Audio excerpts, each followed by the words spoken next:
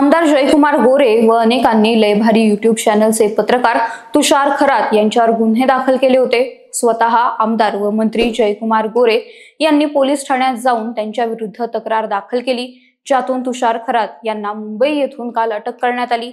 एकतर्फी बातम्यांमधून बदनामी केल्याचा ठपका ठेवत तुषार खरात यांच्यावर गुन्हा दाखल करण्यात आलाय।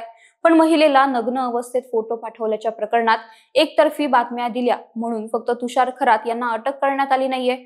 तुषार खरात यांना अटक करून जयकुमार गोरे यांनी त्यांचा जुना बदला पूर्ण केलाय, अशा चर्चा सध्या चालू आहेत। पण यामागचं नेमकं कारण काय आहे?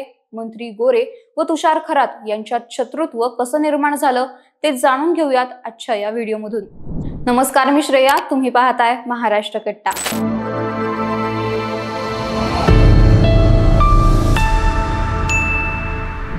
मला आता पुन्हा त्रास दिला जातोय अशी तक्रार पीडित महिलेने केली होती। 2016 मध्ये दाखल केलेली तक्रार व्हॉट्सअप ग्रुपवर 2025 पासून पुन्हा व्हायरल करण्यात येत आहे।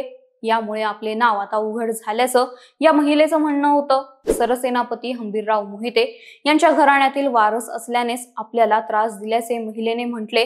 आपल्यावर दबाव आणण्यासाठी 2 कोटींची खंडणी मागितल्याची खोटी तक्रार गोरे यांनी त्यांचे पीए अभिजित काळेंमार्फत केल्याचा दावा देखील पीडितेने केला आणि मंत्री जयकुमार गोरे चर्चेत आले। यातूनच या संबंधीच्या विविध बातम्या प्रसार माध्यमे तसेच यूट्यूब चॅनलच्या माध्यमातून दाखवण्यात आल्या होत्या आणि जयकुमार गोरेंवर आरोप झाले होते। ग्रामविकास मंत्री जयकुमार गोरे यांनी आपल्यावर केलेल्या आरोपांना जोरदार प्रत्युत्तर देताना ज्यांनी माझ्यावर आरोप केले त्यांच्या विरोधात सभागृहात हक्कभंग प्रस्ताव आणणार आहे, तसेच ज्यांनी माझी बदनामी केली त्यांच्या विरोधात अब्रू नुकसानीचा खटला दाखल करणार आहे असं स्पष्ट केलं होतं। याच पार्श्वभूमीवर लयभारी या यूट्यूब चॅनलचे पत्रकार तुषार खरात यांचं नाव सतत चर्चेत होतं। जयकुमार गोरे यांच्या विरोधात एकतर्फी बातम्या प्रसारित केल्याचा आरोप करत तुषार खरात यांच्या विरोधात तक्रारी दाखल करण्यात आल्या। वडूज, दहिवडी, म्हसवड, तळबीड आणि सोलापूर येथील पोलीस ठाण्यांमध्ये त्यांच्यावर विविध कलमांअंतर्गत तक्रारी दाखल करण्यात आल्या, ज्यात ॲट्रोसिटी, विनयभंग, खंडणी आणि बदनामी यांसारख्या गुन्ह्यांचा समावेश होता। तुषार खरात यांच्यावर विविध गुन्हे दाखल झाल्यानंतर अखेर पोलिसांनी खरात यांना मुंबईतून अटक केली। अटक केल्यानंतर रात्री उशिरा वडूज येथील रुग्णालयात त्यांची वैद्यकीय तपासणी करण्यात आली।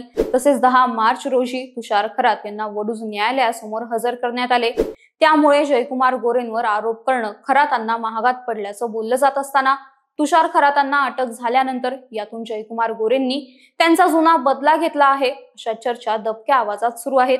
पण या चर्चांमागचं काय कारण आहे ते पाहूयात। यासंबंधी उपलब्ध माहितीनुसार तुषार खरात हे मान खटाव येथील पत्रकार आहेत। खरात जयकुमार गोरे यांच्या मतदारसंघातील मानमधील पांढरवाडी गावच्या बाहेर असणाऱ्या खरात वस्तीवर राहतात।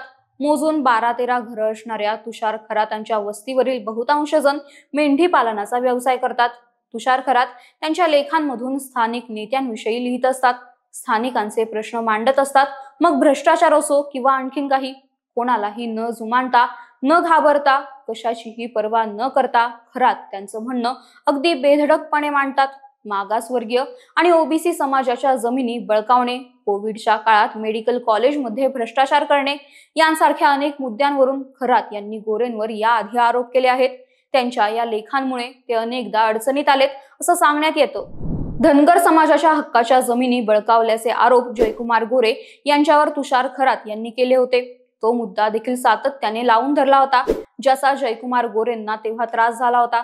मात्र यावेळी तुषार खरातांवर कोणत्याही प्रकारची कारवाई जयकुमार गोरे करू शकले नव्हते।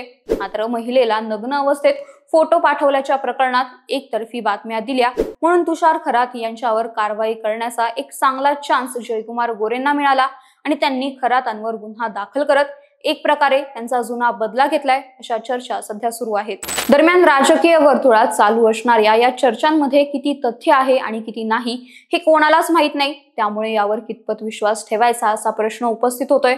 तर यावर तुमचं मत काय? तुम्हाला काय वाटतं? जयकुमार गोरे प्रसार माध्यमांवर दबाव तयार करत आहेत का?